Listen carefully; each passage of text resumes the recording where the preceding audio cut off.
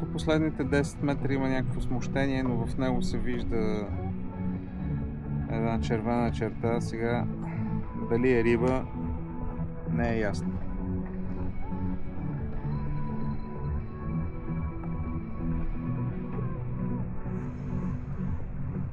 Интересно, преди да се вдигне слънцето, тези смущения ги нямаше.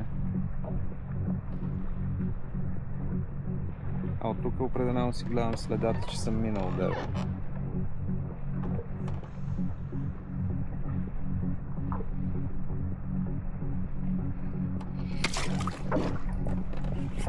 Яп! Скъса! Това беше голяма риба. Това беше... Направо ми изяде примамката.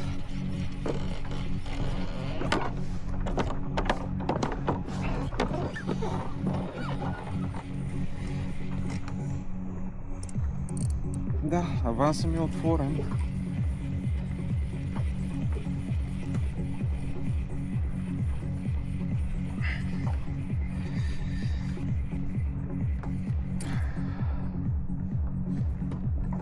Направо ми е пригризал форото.